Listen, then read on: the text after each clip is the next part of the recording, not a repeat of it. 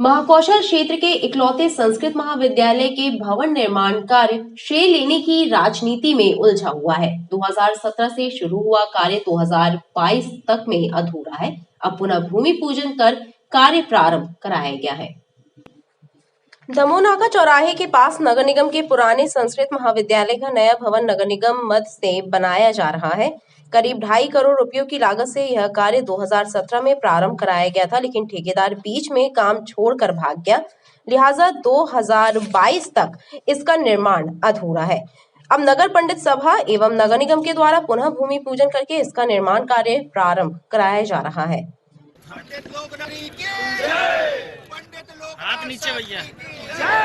निश्चित मान करके चलो कि महाकौशल में जबलपुर संस्कारधानी में केवल एक संस्कृत विद्यालय है, केवल एक संस्कृत महाविद्यालय है। और इसका आज जो है हम लोगों ने सभी आचार्यों ने मिलकर के मंगलाचरण इसमें किया और मंगलाचरण में सभी का सहयोग रहा।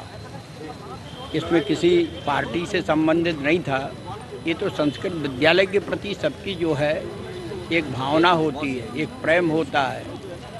तो आज जो है शुभ मुहूर्त में, शुभ घड़ी में संस्कृत विद्यालय के उत्थान और विकास के लिए जो काम रुका हुआ था विगत 2 वर्षों से, अब उसका पुनः निर्माण कार्य प्रारंभ होगा। ऐसी भावना सभी के मन में थी और हम भी यही चाहते हैं, हमारे आचार्यगण भी यही चाहते हैं कि यहाँ संस्कृत महाविद्यालय का निर्माण होना चाहिए। ये परमात्मा की बहुत बड़ी कृपा है। दरअसल संस्कृत कॉलेज का कार्य राजनीतिक श्रेय लेने की होड़ में उलझा हुआ है। नेता प्रतिपक्ष कमलेश अग्रवाल का कहना है कि कांग्रेस इसका श्रेय लेने की कोशिश कर रही है, जबकि यह कार्य भाजपा ने प्रारंभ कराया है। आज ये लोक शास्त्री संस्कृत महाविद्यालय के यहाँ पे जैसे भूमि पूजन की बात हुई, निश्चित रूप से यहाँ पे श्रेय की राजनीति खेली जा रही है। जब एक बार किसी चीज़ का भूमि पूजन हो जाता तो मुझे ऐसा लगता कि दोबारा उसका भूमि पूजन नहीं होना चाहिए, क्योंकि हम लोगों को, जो भी हमारे पार्षद हैं, जो भी हमारे नगर निगम अध्यक्ष हैं, सभी लोगों को शासन की तरफ से फ़ोन आया कि कल भूमि पूजन है। और जब यहाँ आके देखा गया तो कांग्रेसी ये कहते हैं कि ये भूमि पूजन नहीं है, सिर्फ निरीक्षण है। तो निरीक्षण किस बात का? भी काम तो शुरू हुआ नहीं है। आप ये बताओ, जो 3 मंजिल की बिल्डिंग बनना था इनके राज में वो 2 मंजिल की हो गई। इनने पैसा घटा दिए, तो किस बात का श्रेय ले रहे हैं? इन्होंने कभी भी ब्राह्मण सभा की तरफ ध्यान नहीं दिया। संस्कृत महाविद्यालय का यदि किसी ने शुरुआत की है तो भारतीय जनता पार्टी की सरकार ने की है।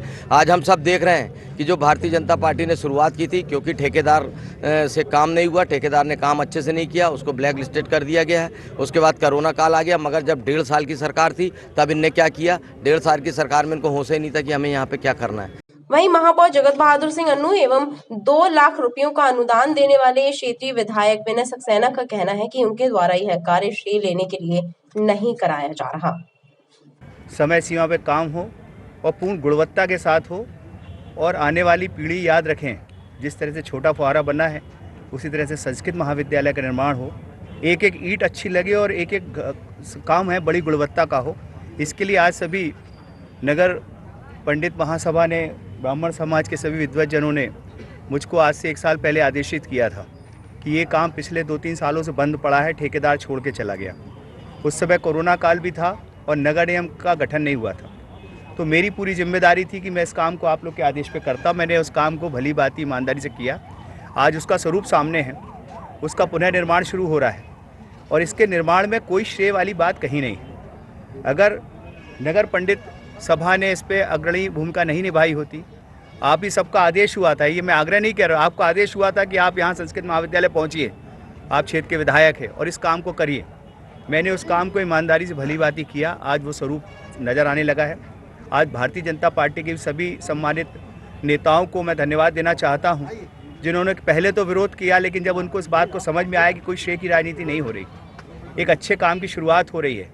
और हमारे सनातनी धर्म में कोई भी काम की जब शुरुआत होती है तो उसका विधि विधान से पूजन होता है। जो सब हम लोग रजिस्टर्ड लोग हैं, सब हम लोग से सब आपस में बातचीतें हुई, प्रशासन ने भी उसमें बातचीतें करी, तो अंततः ये हुआ कि पुराना जो भूमि पूजन था, टेंडर था, वो निरस्त हो चुका था।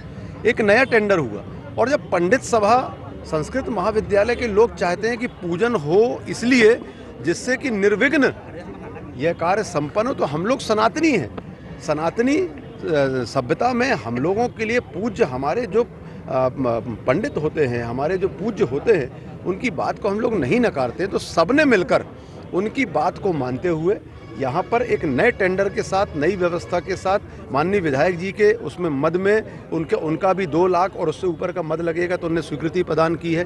विधायक जी के मद के साथ जो पहले नहीं था, ये सब मिला जुला कर एक नए परिवेश में कांग्रेस और भारतीय जनता पार्टी के सभी नेताओं की उपस्थिति में आज यहाँ पर निर्विघ्न शानदार पूजन हुआ और इसी तरीके से गुणवत्तापूर्वक शानदार समय पर यह बिल्डिंग भी पूर्ण होगी। बहरहाल देखना बाकी है कि संस्कृत महाविद्यालय के नए भवन की सौगात शहरवासियों को कब तक मिल पाती है।